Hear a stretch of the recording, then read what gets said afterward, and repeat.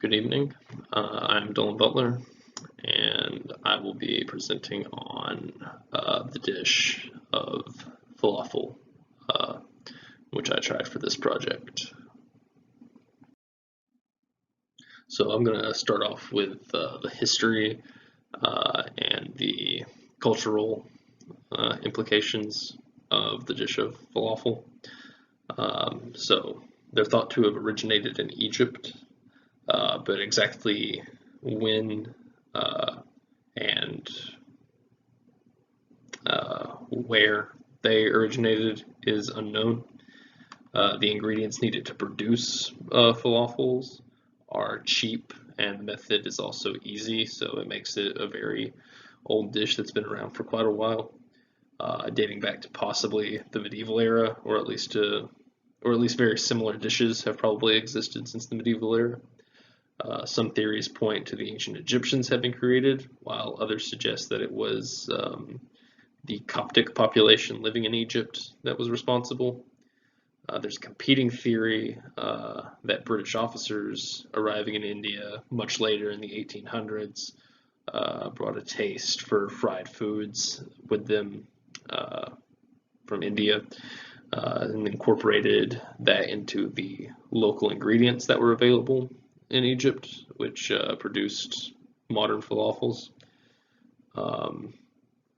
In modern times, though, falafels have become a staple dish across the Middle East.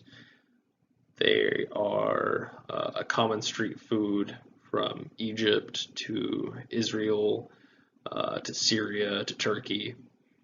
In these areas, though, the history and origins of the food can actually be rather controversial, especially when you consider the situation in Israel,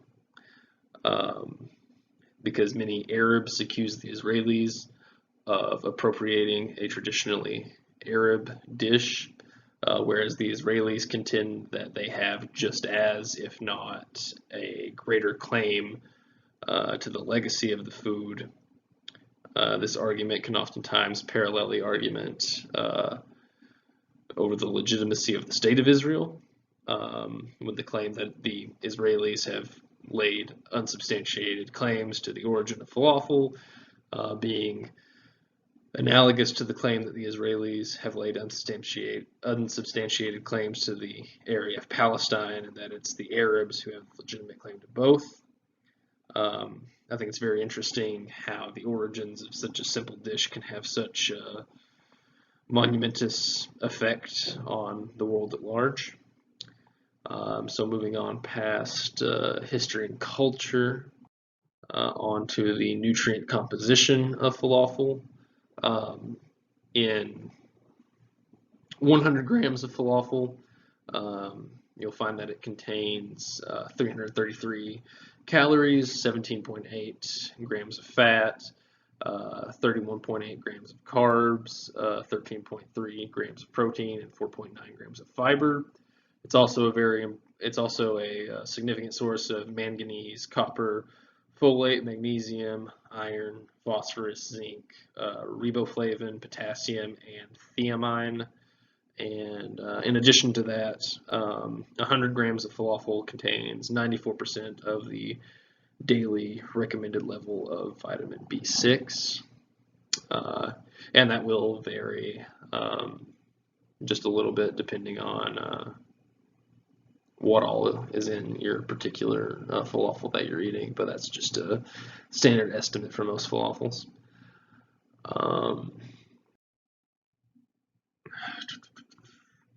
And moving on to relationship with disease. Regarding relation to disease and health, falafel contains chickpea fiber, which is believed to improve bowel health as well as decrease risks in heart disease and colon cancer.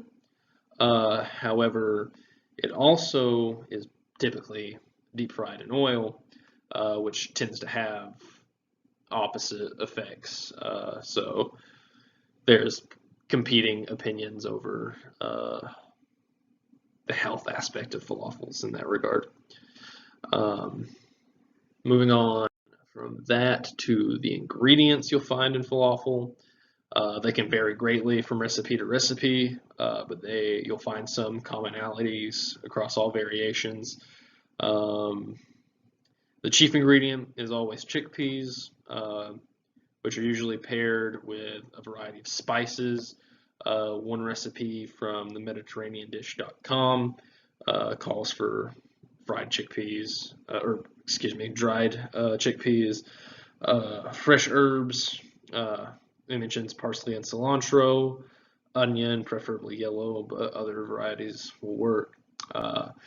Fresh garlic cloves, spices, cumin, coriander, and cayenne pepper, baking powder, and sesame seeds. So, regarding agriculture, seasonality wise, chickpeas are a winter crop in India where they're most commonly grown. They are frost resistant, but they will not survive under hostile conditions for long periods of time.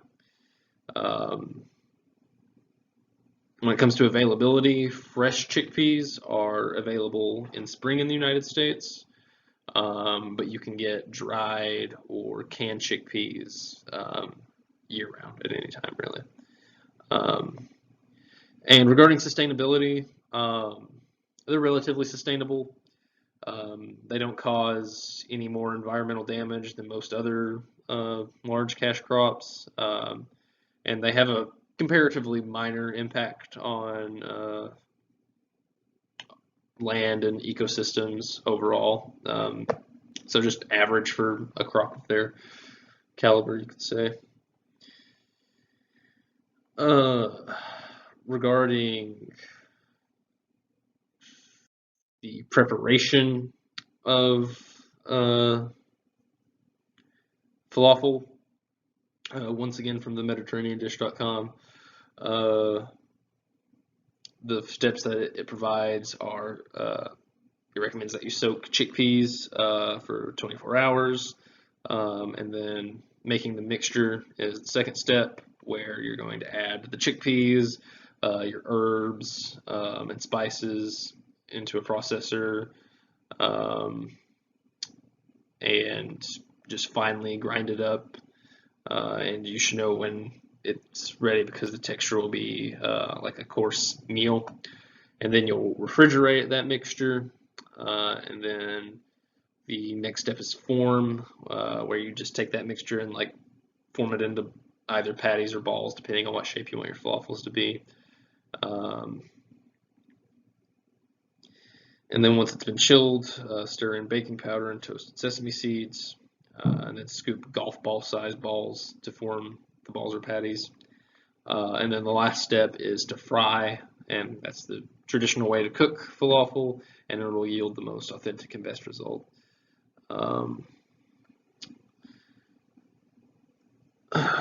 And finally, my personal experience when I tried falafels, I liked them a lot. The only complaint I had is they were like a little bit on the greasy side, but I really liked the taste. It felt very hearty for a vegetable based meal. It's probably one of the favorite vegetarian dishes that I've ever tried. It felt like a very, I could definitely tell that it was a very high protein food for it to be entirely plant-based, which I thought was interesting. It was very reminiscent of meat, actually, in a lot of regards. But I can definitely see why it's such a popular street food across the Middle East. It definitely has traits that I would find desirable in that regard. That's a picture of the falafel that I had. You can see it there. It's got the falafel balls have been cut in half, and there's more chickpeas in the middle there mixed in with some salad. And then I've got some sauces and bread on the side. I ate that at Yassine's Falafel House here in Knoxville. And then finally, for a personal comparison. It seems like one of the biggest cultural phenomena surrounding the dish is the controversy over its origins and the potential legitimacy and prestige associated with it as a staple street food of the Middle East. And I struggle to think of any similar food items in my personal cultural sphere that have a similar dilemma, but I am familiar with the concept of multiple parties laying claim to be the originator of an idea or product. Um, and like I can count many instances in like high school, for example, when seeing petty squabbles over credit for seemingly minor innovations can spiral out of control. Uh, so, which I think is important to consider when analyzing how many in the Middle East extrapolate legitimate claims to territory from just the humble origins of street food dishes. And there are the references, my sources that I use to gather information for this project.